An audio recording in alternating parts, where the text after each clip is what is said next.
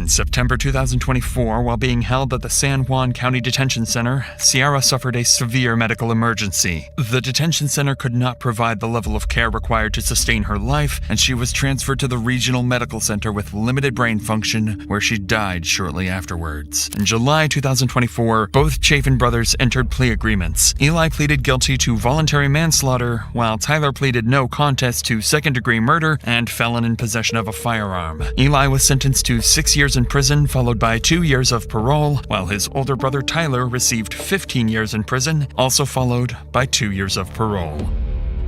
Something caused him to fall forward, though. That's the thing. If this was the first shot, then he was forward, you know? That can't be the first shot, though, because that's on the back of his leg. He was standing up, facing this way, and the car was out here. Probably he turned around to take off running, maybe. He was walking He fired the rounds from the road. Oh, okay. He was walking this way. What if he was down?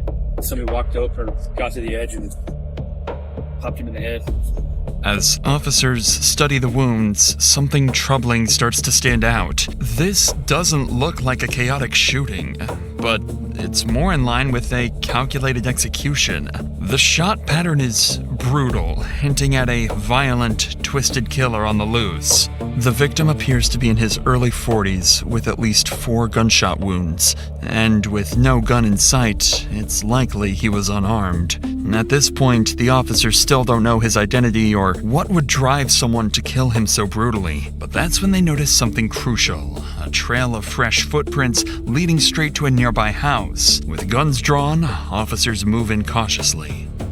After searching the home, officers find no one inside, but they do notice women's clothing and drug paraphernalia tucked inside the cupboards, along with family photos of a man who resembles the deceased victim, leading them to believe this is his residence. With the house cleared, officers step back outside to regroup and figure out their next move. They still don't know the victim's name, and they're no closer to identifying who shot him. So they split up to gather information from nearby residents, where they'll learn the victim's name and hear some concerning details about his life. Hi.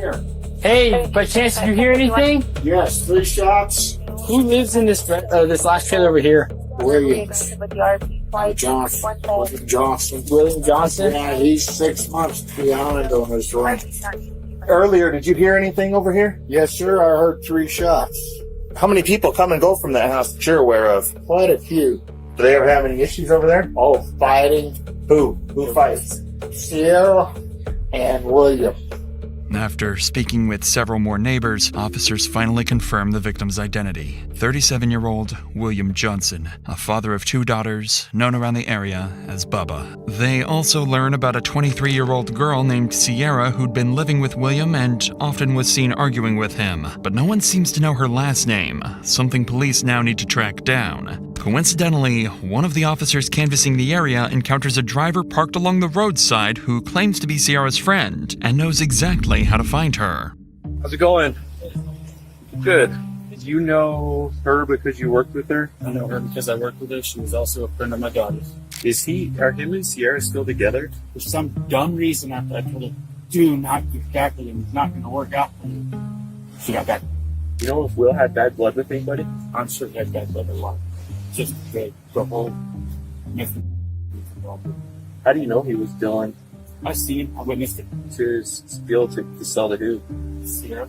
Sierra's friend would go on to provide officers with her full name and phone number, 23-year-old Sierra Collins, William's ex-girlfriend. When detectives arrived to begin their homicide investigation, they quickly realized they're already familiar with Sierra. Her record includes several drug-related offenses and even a restraining order she filed against William himself. She had recently completed a rehab program, was trying to regain custody of her son, and was working towards becoming a teacher. With her name confirmed, the investigator decides to call her. At this point, all the detective knows about Sierra is that she's William's ex-girlfriend. He simply wants to ask her about William and has no reason to believe she's involved in anything. But that will change quickly once she answers the phone.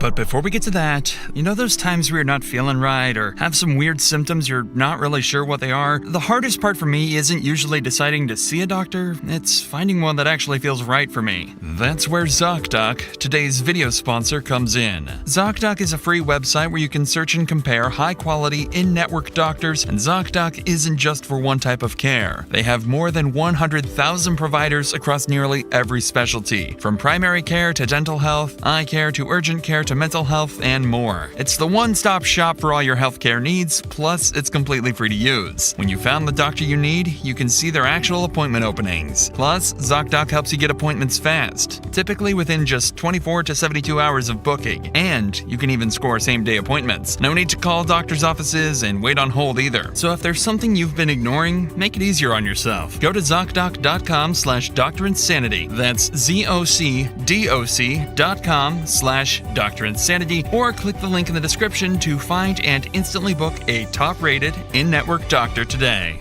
With that said, let's get back to the investigation, where the detective is about to call Sierra and discover she may know exactly how William ended up dead. I'm sorry, is this Sierra? Yeah, who's this? This is Detective Strang with the Sheriff's Office. I was trying to get a hold of you. Are you available right now? For what? I just have some questions I'd like. Busy. I really would like to speak with you. It involves William. Oh, shit. Like, it's very, very important. You can't meet with me for literally 20 minutes, because I really need your help. Right now? Yeah, if you can. Can I call you back? Yeah? How long do you think, roughly? I'll call you back in 10 minutes. Sierra hangs up but calls back shortly after, ultimately agreeing to come to the station. Unknowingly, the upcoming interview with Sierra will blow the case wide open, put the Chafin brothers on the run as armed fugitives, and trigger a dangerous multi-hour manhunt. Keep your right hand up with your left hand only. Open the door and get out. So, I don't think I can help you. Not today, anyway. okay. And that's fair. Do you know who he dealt with on that whole drug side of things? Like who kind of his person was? No, but he's been clean. The reason I asked you is that's a motive. That's a great motive. I mean, he bought dope from a lot of other people, you know what I mean? Did he owe any of them? Yes. Okay, who did he owe? He owed the landlord money. Well, I know he owed the landlord. I talked to him this morning. I mean, anybody to the point where you think they would want to kill him? Like, why would someone want to murder him? Like, we're not here to play games. We're not here like, maybe he's dead, maybe he's not. He was murdered this morning.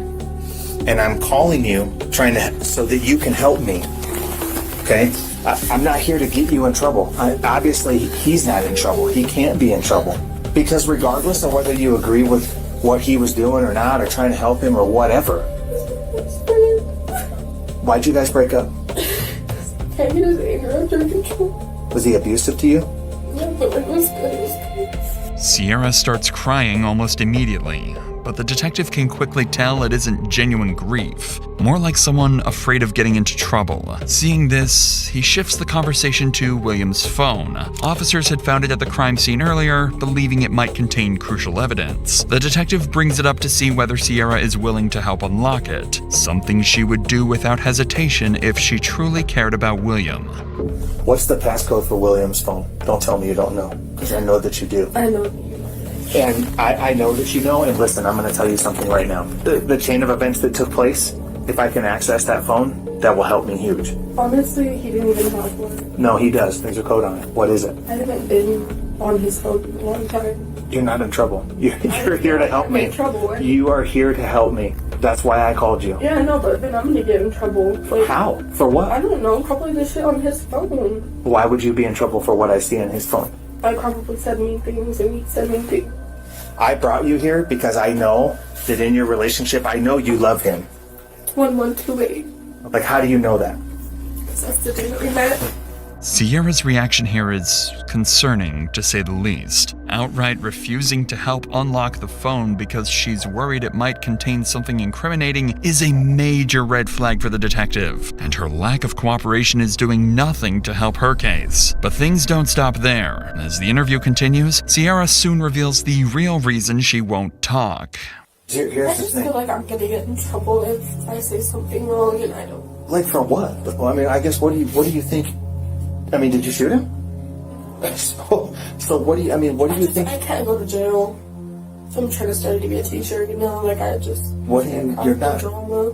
You're not going to jail for anything. I just wish we could go for a walk and like you didn't have to use. Well, let's go. I'll leave my shit in here right now. We'll go walk down the street right now. You've got those little fancy pins with the fucking microphones, probably. I don't know. This is a regular. This isn't the fucking FBI on I'm a TV. drug addict, okay, so I just be paranoid.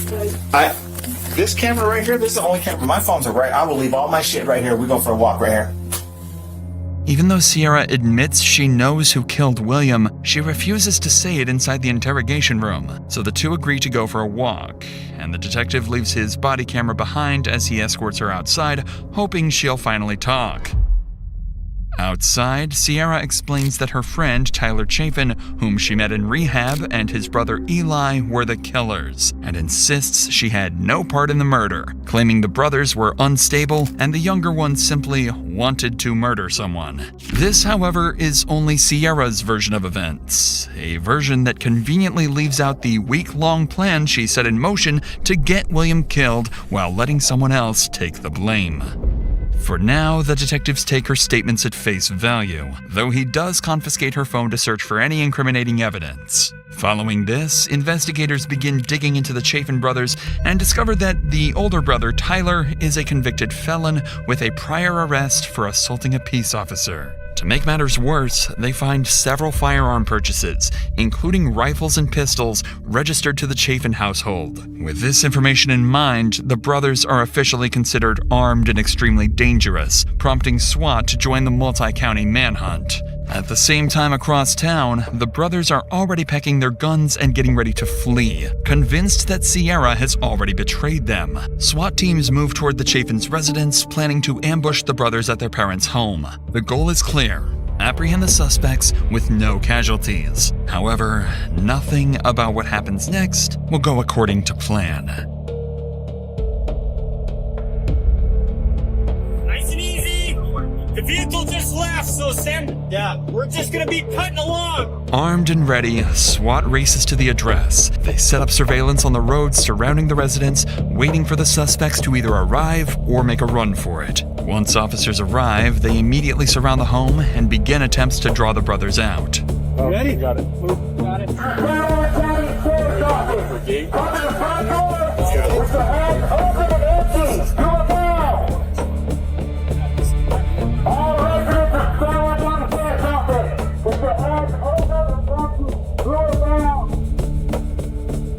After several unsuccessful attempts to get the brothers to surrender, SWAT begins preparing to breach the residence. Yeah, this door should be easy to breach. It wiggles a lot. Fucking boot it. Go ahead. Well, we got the two steps here. Hey, just search on the search warrant! Make sure it's on the search warrant! Yep. Lovato to command, successful breach. Looks like a den, goes into a dining room, possibly a kitchen. Need one? Need one? Shotgun. Yeah. Need one? Yep. This is weird, yeah. Let's move south. Shed to the right, and then there's that barn to the left. Through and through. Plywood here.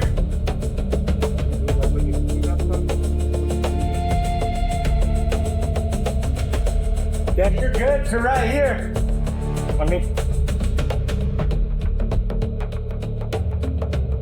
Good.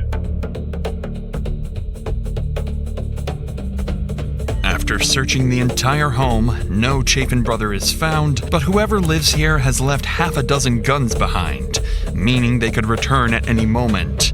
Just then, a white SUV matching the exact description of the suspect's car is spotted approaching the house. Officers draw their guns immediately, closing in on the vehicle as they brace for a shootout. 411, it's not stopping, it's evading.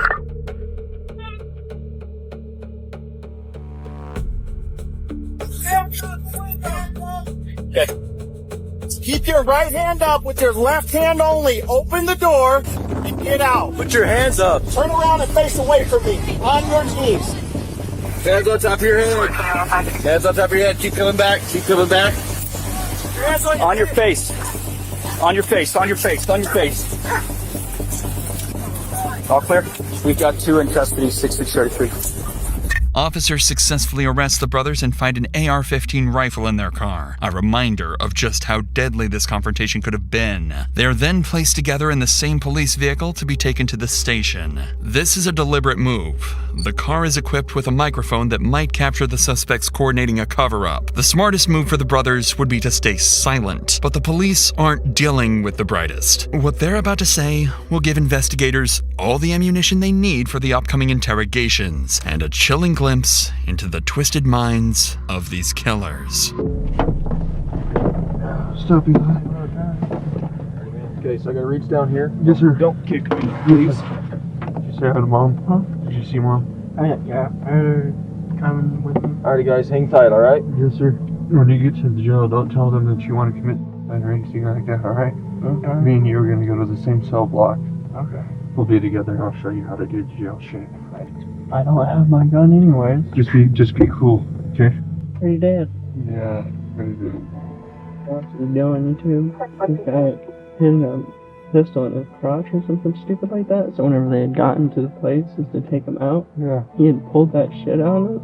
Like, On the way to the station, Tyler, being the older brother, immediately takes charge, telling Eli not to cry or bring up self-harm and to stick to their story. From this conversation alone, the detectives can already tell the brothers won't be easy to break, especially if they stay together. So once they arrive at the station, the brothers are immediately separated. From this point on, neither will know where the other is or what they've said.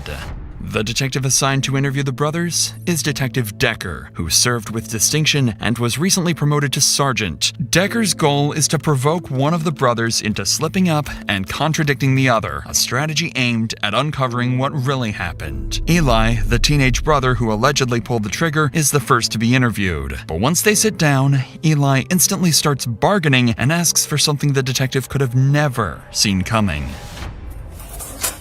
I don't.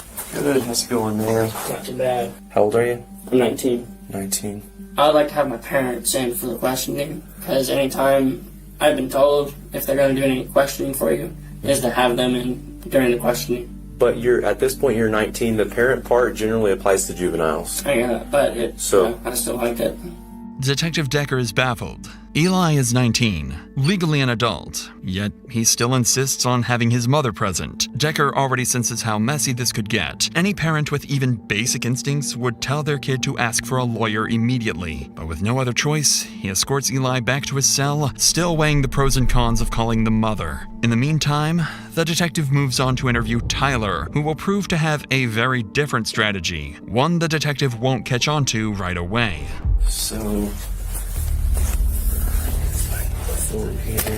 So, I gotta ask you before we get going, man, do you have any idea why you might be here today? Not really. Not really at all. And the reason that I tell you that is because I know we all screw up, we all do stupid things, but the reason that you're here today is in reference to William Johnson. Do you know who that is? I do. Okay, how do you know him? I met this girl. He was like her ex-boyfriend or something like that. What girl did you meet? Her name was Sierra. How long have you known Sierra? 3 weeks. Just recently. Yeah, just recently. Me and her are in the IOP together.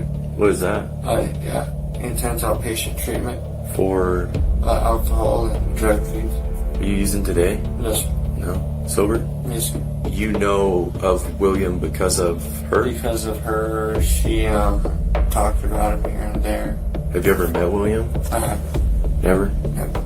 Tyler shows no real reaction to what Detective Decker just said, instead playing completely oblivious, as if he has no idea why he's even sitting in an interview room. But underneath that act, the pressure is already cracking through, because Tyler already suspects Sierra has sold him out. He just doesn't know how much investigators have against him and his brother. Seeing this, the detective decides it's time to plainly lay it out and make sure Tyler understands that he's here for murder. A revelation that immediately sends Tyler scrambling to improvise. So like I told you, I'm here to talk to you about William Johnson. So what happened? So William Johnson was murdered. Yeah. Yeah. Dead. So I'm gonna be straight with you, man.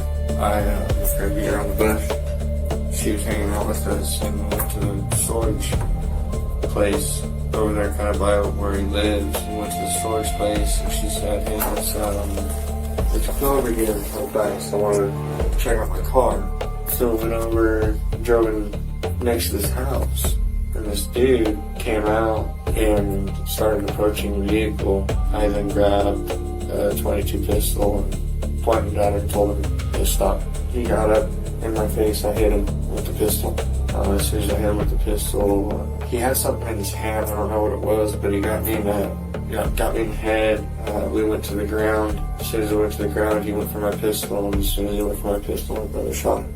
Where were you at in the vehicle? I was in the passenger side. It was when the tussle happened, and whenever he went for the pistols, whenever he got on the ground, getting my ass beat, and about damn near got the pistol taken away from me. About damn near got shot with my own gun. He seen Sierra, and I don't know what his intentions were, from what I've heard, abusive or whatever. I didn't know we were going to his house, so I just thought we were going to go look at her car. Right away, Tyler doesn't stick to the plan he rehearsed with his brother and instead confesses to the shooting, trying to frame it as self-defense, believing it will protect both of them. However, in doing so, he ends up fully implicating his brother Eli. Whether intentionally or not, remains to be seen. And while his explanation may sound reasonable for now, the brothers have no idea that the gunshot pattern on William's body tells a very different story. One that's not consistent with self-defense, but execution. Do you know what the hole in his back tells me? You know what's that? In looking at the way that bullet hit his back, is that he was already laying face down when that round was fired. See, and whenever I heard the first round, I took off. So that hole in his back, you think that was the first round that hit, or what do you? I don't know. I know my brother uses hollow points, and I know those make holes. Yeah.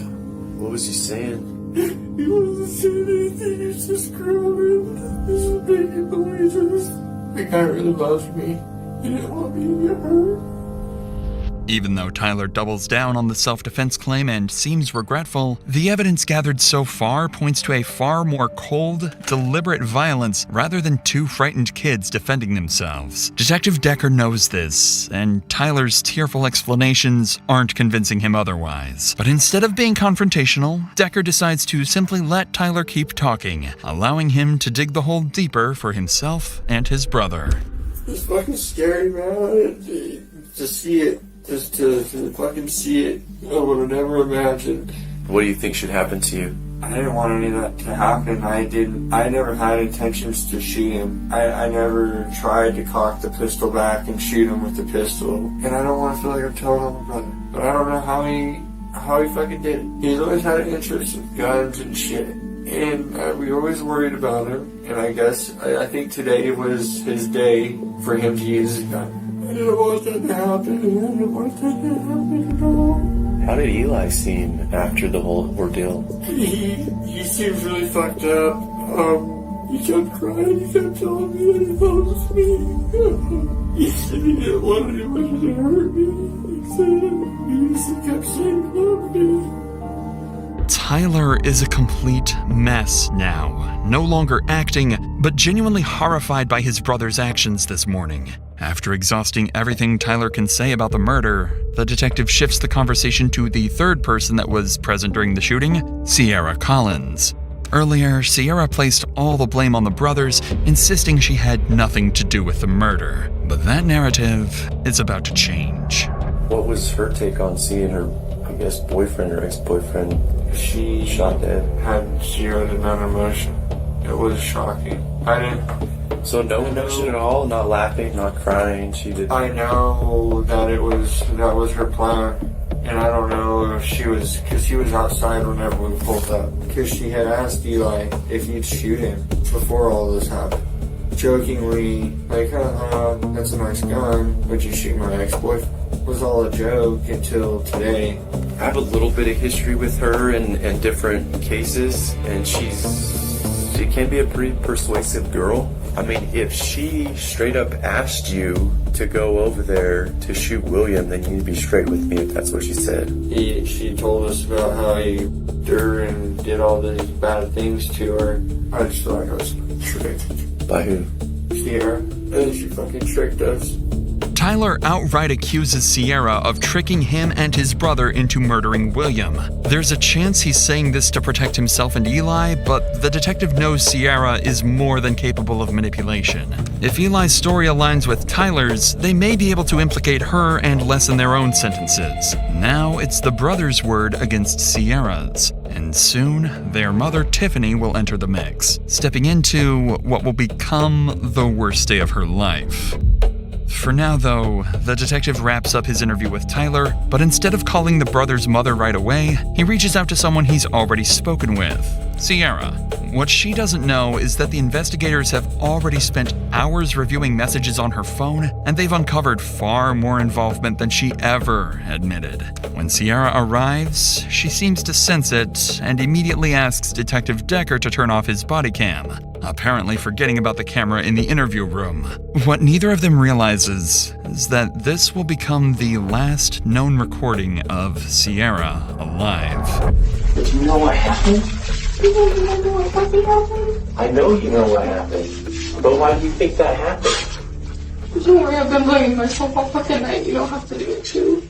I didn't know Tyler had a gun in the front seat. Had they ever been to Will's house before? No. No. How did they know how to get there? So you know none of this looks very good, right? Whenever you send text messages like that to Will and then proceed to go over to his house with their homies who are strapped. They didn't know that I was sending text messages to him. And William ends up dead because they shot him. It kind of seems like an orchestrated plan to me.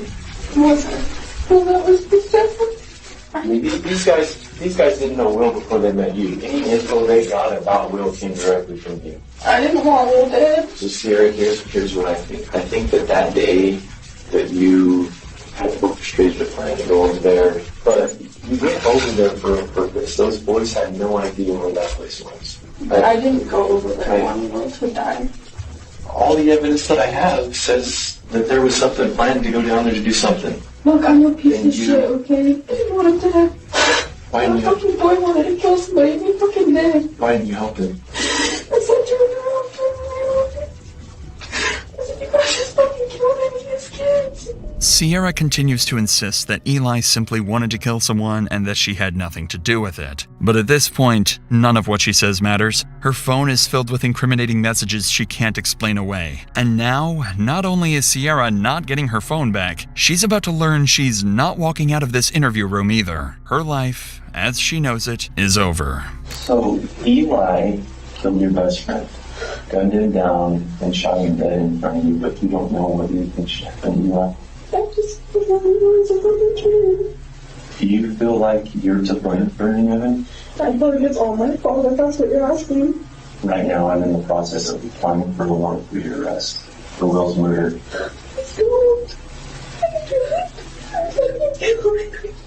And Sierra, I'm not saying that you are the one that went over there and pulled the trigger, but some of your actions directly impacted the way all that turned out. Will's dead. We can't bring Will back. So Sierra, if it's my choice, you're going to go to jail and you're going to be charged. Unfortunately for Sierra, nothing can save her now. The interview is concluded, and Sierra is placed under arrest for murder. Her breakdown at the end of the interview, however, hints at a much darker twist awaiting her, one no one could have predicted. By now, Detective Decker decides it's time to speak with the person who allegedly pulled the trigger, Eli. So he finally calls Eli's mother, Tiffany, asking her to come down to the station without explaining exactly why. Shocked to receive a call from the police at such an hour, Tiffany arrives within minutes. When Decker goes outside to notify her of the horrifying crime her sons are accused of, her reaction is strange, to say the least. So I'm Detective Decker. I spoke with you on the phone. When I went to talk to Eli, he wanted you present while I spoke with him. He didn't really explain why. I mean, he's an adult, so normally we don't get that from adults. He's severely dyslexic. He is considered disabled. I guess our sergeant came over and talked with you and let you know that your boys had been in a shooting. Yeah, which I don't understand. Like, when? Where? How? Clearly, Tiffany's reaction isn't what the officers expected from a mother whose sons are accused of murder. The detective is taking a big risk by allowing Tiffany to be present during questioning. While her presence could encourage Eli to open up, it could just as easily shut him down or prompt him to ask for a lawyer. For Detective Decker, the goal is to see how closely Eli's account aligns with Tyler's and to assess Sierra's true level of involvement. But for Tiffany, she's here to find out whether her teenage sons are truly heartless, cold-blooded killers.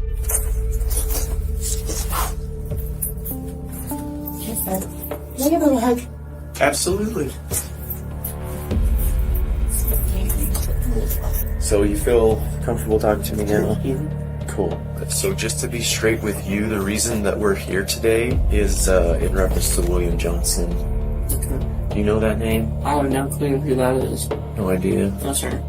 Clearly, Eli is sticking to the story he and his brother concocted, completely unaware that just hours earlier, Tyler had already given him up. Tiffany did mention that Eli is severely dyslexic and considered disabled, so there's a chance he isn't lying, but genuinely unable to recall names. But Decker is about to find out whether that's true or if it's all an act.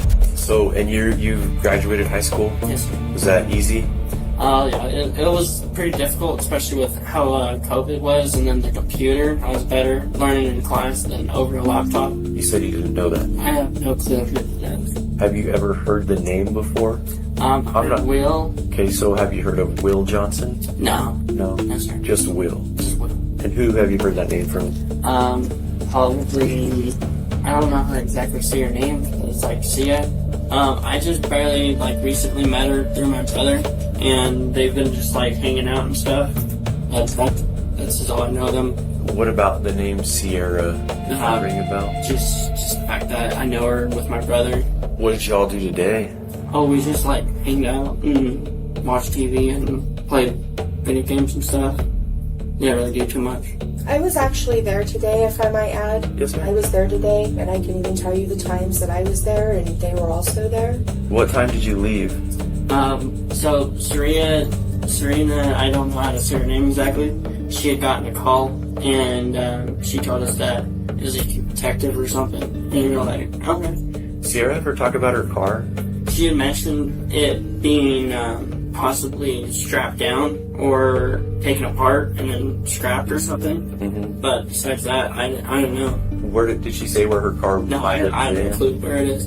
It turns out Eli does know about Sierra, but he doubles down on playing dumb, just as he and Tyler planned. At least for now, he's holding out longer than his brother. Tiffany also seems to be backing up her son, reinforcing the very risk the detective anticipated when allowing her into the room. This is when the detective decides to ask Eli about his fascination with guns, something that will lead to an unexpected outcome, causing Eli to slip. Do you have a driver's license? No, I do not, but I've done some driving on my Xbox. Do you own any guns? I do, but I have it as a hobby. I am not aggressive. Do you want to know what I own? I own, the first gun that I did get was a .22. It was a PCR, and then after that I got a 12 gauge Winchester. It's like a cyst pump. I have my Saint, which is an AR-15. I got it kind of pretty decked out. I'm really proud of it. I just do it for hobby and also for self-defense and home defense. Do you own any handguns? I do. Well, it's not my handgun. It's my parents' handgun. Why? What kind is it? Why are you asking? I'm just curious. Okay. It's a Ruger Does the 22. 22 even have the, what's the thing This that you bolt? put the bullets in? No, it's like a round It's a revolver. thing where you put the bullets in. Oh, the one that you have is a revolver? Yes, sir. Does it have the cylinder in it? As far as I can see, no, it doesn't. It's put away in their closet. Maybe it hasn't had the cylinder in it for years. Yes, sir. Okay. Do you have any that are broken? I do. I have a little bit on the bottom of it is broken. Oh yeah, the trigger guard. Yep. Yeah. How did that get broke? I had dropped it, getting out of the car or something. The detective notices how quickly Eli insists he isn't aggressive, a strange thing to emphasize unless you know you're being accused of something serious. So he plans to press Eli on that point, prompting Eli's mother to jump in and defend him. You said something kind of struck me weird a minute ago, Eli. When I asked you about guns, you said you had them, but that you're not aggressive. I'm not. Why did you feel like that was important to tell me? It's just something to throw out there, you know? He's a very timid guy. He's actually been abused and bullied all of his life. So he's always wanted to have a gun for protection all of his life. I try to prevent a fight than is to provoke a fight, you know what I mean? I got zero tolerance for bullies, so I completely understand where you're coming from on that. I don't tolerate it. Been seriously bullied. The detective believes Tyler and Sierra likely put Eli in this position and knew he was going to shoot William, despite their claims to the contrary. But just as Decker builds some rapport with Eli, he shifts gears completely and confronts him with his brother's confession. Was Tyler in any fights today? So I already know. Listen, I already know that means yes. Who was he in a fight with? Can I tell the full story? I would love the full story. Okay. Because I feel like I'm trying to pry bits out of you. No, I'm sorry. And I know, Eli, I know that you know why you're here and why I'm talking to you. Protect yourself and tell the truth. It seems the pressure is working, and Eli decides to tell the truth. Though his mother encourages him to cooperate, she has no idea that what she's about to hear will change their lives forever. Will had kept on calling, and she had a fear him either pulling up on her because she had mentioned him about beating her up and a number of different things. We had went over to get his phone. I told her, let him know that we're gonna come and get the phone is to get the personal items off of it. And as soon as we had pulled up, he had stuck his head out the door and was already just screaming things, and he had come out in the front yard, and what's he gonna do? Is he gonna break a windshield? What's his next move? So I got out of my car with my rifle and told him to stop, quit approaching, stay where you are, stop moving. My brother got out of the car, and Will had hit my brother, and somehow my brother got this gash on the side of his head. They both fell over, and because my brother, he'd gotten out a revolver, the revolver that we were talking about. I don't know why he had it, but I noticed that he had dropped it. Will was going for the revolver, so I shot Will, and we were super shooken about it. But in my defense, I didn't want Will to kill my brother. I didn't want Will to get the gun and kill my brother. I shot Will. I didn't have intentions of killing him. I just wanted to get the phone and leave. But it turned physical, and I felt I had to shoot Will to make sure my brother didn't get hurt. Those boys are always trying to protect each other. Is he alright? No? No, he's dead. Oh my god, Eli. I'm sorry. I didn't want to kill him. Eli breaks down and begins recounting what happened. With each sentence, Tiffany struggles to listen as her son describes how he committed murder, something no mother ever wants to hear. But even as this tragedy unfolds before her eyes, she clings to the hope that her sons acted only in self-defense. That's a belief the detective is about to challenge. I already talked to Tyler. He told me he never lost possession of the handgun. He maintained it in his grip the entire time he was there. Okay. He never dropped the gun or anything? No. Well, I assume then at that point, Will was going to pry the gun out of his hands because they're both on the ground. One of them's got a gun that's like a freaking revolver. Yeah. One of those easily accidental guns, besides like a Glock. So look, Eli, here's the problem that we're gonna run into, okay? So you and Tyler went over there, but you went over there with guns. For self-protection, for protection of myself, because she had even already mentioned that he had kidnapped her and he had beat her, so I wasn't looking forward to getting beat. So you went over there to teach Will a lesson? No, I didn't want to go over there and kill Will, But you wanted to teach him a lesson. Why would I want to teach him a lesson? I just wanted to take... Sierra and he beat her. He had nude photos of her. That's her personal business. I don't like girls. And obviously she gave him the address because neither of them She had knew. taken this directly there. If somebody's attacking me, doing physical harm to me or my loved ones, then I may do something about it. He had pulled out a phone as if he's going to pull out a gun, but I had actually waited for him to see what he was going to pull out before doing anything crazy or irrational. Where did he pull it out from? He had... Can I get up to do an example of how he did this? So he had come out and went like this, and then went and pulled out his phone all crazy and was like acting all stupid with it. And that's whenever Tyler ended up on the ground. He had hit him in the side of the head with a phone, and Tyler pistol whipped him. Have you taken any handgun courses, any like self-protection courses, any firearms courses? I do a lot of training on my own time.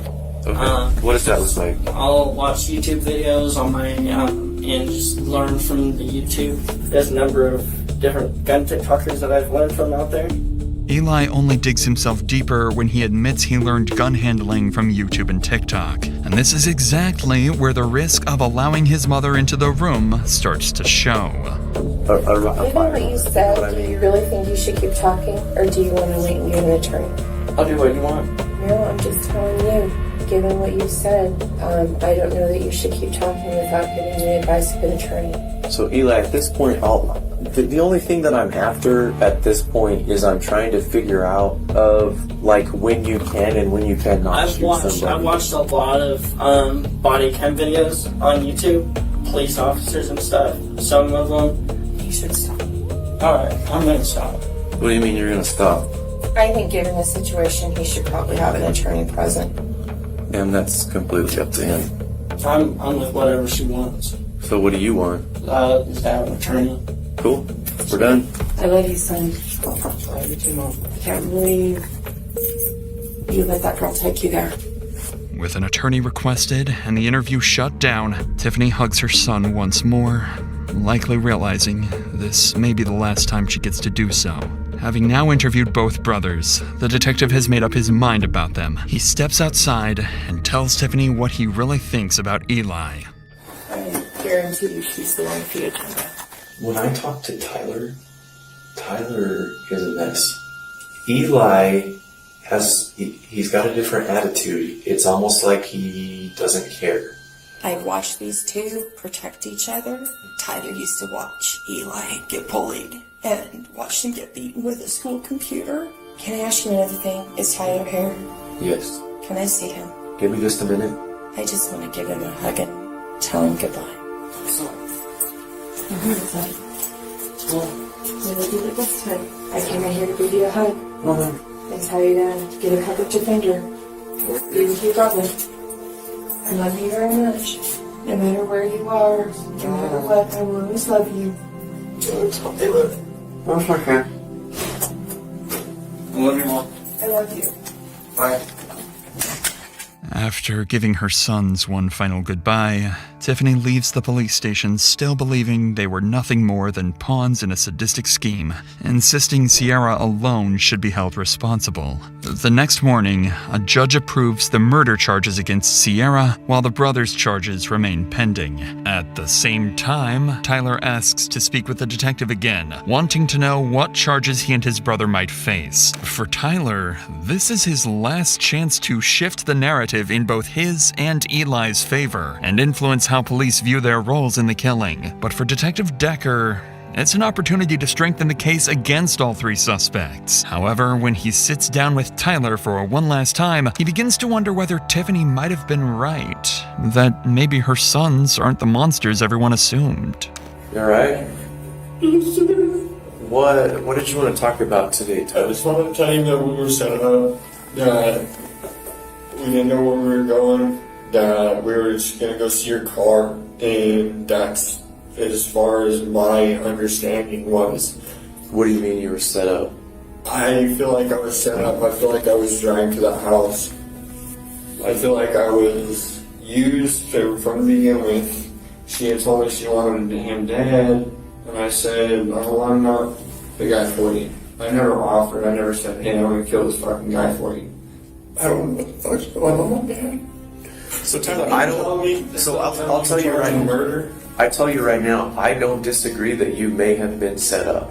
Tyler maintains his self-defense story, however, this time he's far more adamant about Sierra's role in everything that happened. But there's something else Tyler wanted to speak to detectives for that he didn't mention up front.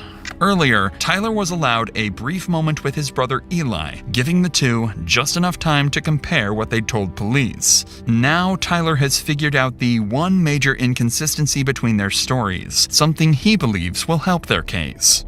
I wanted to talk to you guys. I didn't have full control over that weapon. Over which weapon? That 22. I do believe I dropped it. So I asked you yesterday if I had full control over the weapon. And you said yes. I did. And then I even double checked again. I asked you. Yes, sir, you did. I asked you. I said, so it was stayed in your hand the whole time, and you were absolutely sure it was in your hand the whole time. And that was our pride. That was my pride. So how did you get the gun back in your hand? And went back and found it and picked it up. What do you mean you went back and found it? Well, like, whenever I was going to go get in the car, I turned around because I said, where the fuck's the gun? And I went back, grabbed it, and put it back in the car. So you understand that there's independent witnesses that saw sir. what happened, right? Yes, sir. Tyler, I'm going to be honest with you. It seems like at this point you've had some time to think about what happened.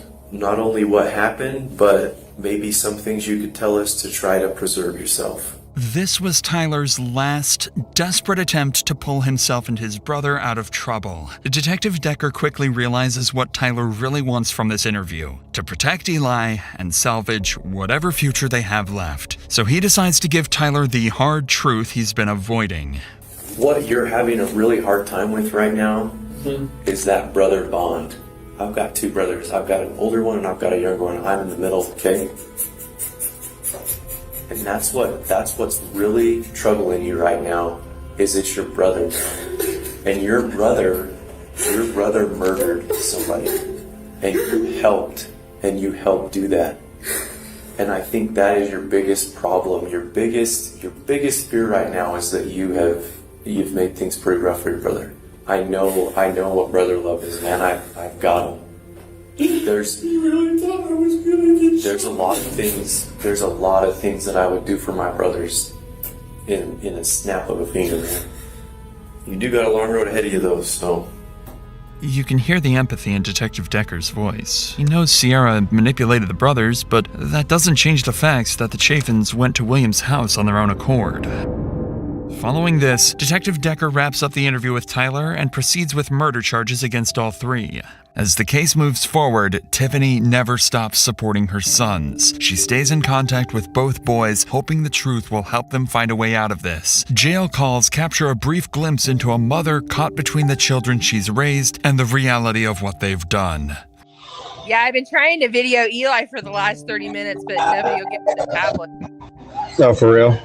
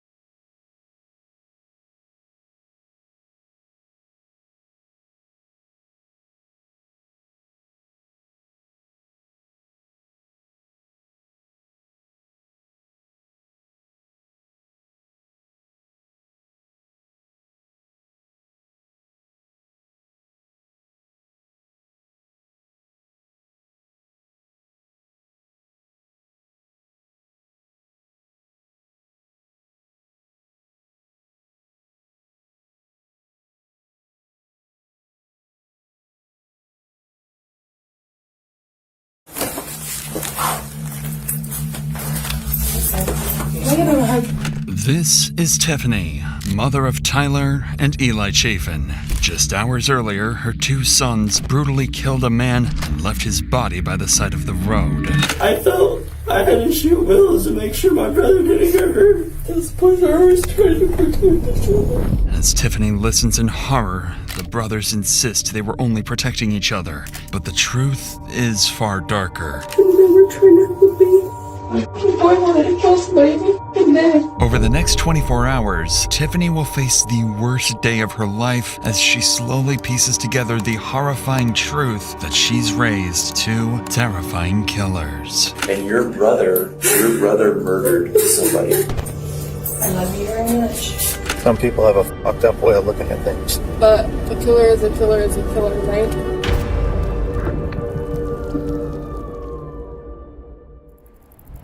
The Chafin brothers' Sunday begins like any other morning in their parents' remote home near Aztec, New Mexico. They're sitting in the living room watching gun YouTubers and playing video games. A young woman is with them. She turns to the brothers and asks if they would kill for her. But just then, her phone buzzes, and in that moment, something in her snaps. She stands up, looks at the brothers, and tells them they're going for a ride and to bring guns. 2 hours later, in a quiet trailer park, residents hear 4 sharp gunshots echo through the area. When they rush to their windows, they see a man lying motionless in a puddle of blood and a car speeding away from the scene. Seconds later, 911 calls begin pouring in from terrified witnesses, marking the start of a multi-hour manhunt unlike anything this town has ever experienced. There's just a shootout. Somebody got shot over here. And I think somebody's either dead or bleeding across the street. One of the two. He was walking out of the house and they just started opening fire on him. It's like a white SUV. I'm the neighbor. I do not want my name used. Gunshots less than 5 minutes ago. He hopped into a white, looked to be like a Ford Escape. Within minutes, multiple officers rush to the scene, with no idea what they're up against or if the shooter is still somewhere nearby. The following footage has never been seen before until now. Viewer discretion is advised. Get the kids away from here! You guys can leave. Go ahead and leave. Good. He's obviously 10-7. Officers find the victim lying face down in the grass, while nearby residents begin gathering outside, oblivious to the danger still nearby. And before officers can secure the scene, something catches their attention. A white SUV parked just 100 yards away, matching the description of the suspect's vehicle. With guns drawn, they move in cautiously, fully expecting to confront the gunman. Out of the vehicle! Get out of the car! Get out of the vehicle! Is there anyone else in your car? My dog. Just your dog? Yes. Okay, just keep walking to me. Do you have any weapons on you? No, sir. No weapons in the car. No weapons on me. I just took by a friend of mine. Put your hands on top of your head for me, please. Sure. I just went to the dollar store and got cigarettes, and I came to see my buddy, so I turned around right there, and you guys were right there. The driver appears unarmed and, at first glance, seems like more of a witness than a suspect. Officers clear him, then move on to search his vehicle, but they find no guns or anything that connects him to the shooting. That leaves police with almost nothing to go on, and they still don't even know the victim's identity. But that's about to change because the driver is about to give officers their first real lead of the day. When I pulled in there was a Blazer, almost like this, only a bigger one. Like we got on the highway, and he turned towards the Aztec. Okay. On the highway. Cool if I open it real quick? No, go ahead. Okay. No. Just to make sure. Yeah. Witness said he saw a white Chevy Blazer heading eastbound on 38th. He said he saw it turning, going really quick on the back road and then turning to Aztec. Okay. More than likely, probably okay. With the help from witnesses, police now have a clearer picture of what they're looking for. Specifically, a white Chevy Blazer with gold trim that sped away immediately after the gunshots. After the scene is secured, officers return to the body to examine it closely and determine the victim's identity. What they document here will become critical evidence detectives later use to secure a conviction. He's got a blood spot on his head. He may have one in his. He may have one in his head right there. unless then on the shoulder here, unless this is that part, you know, when it's done.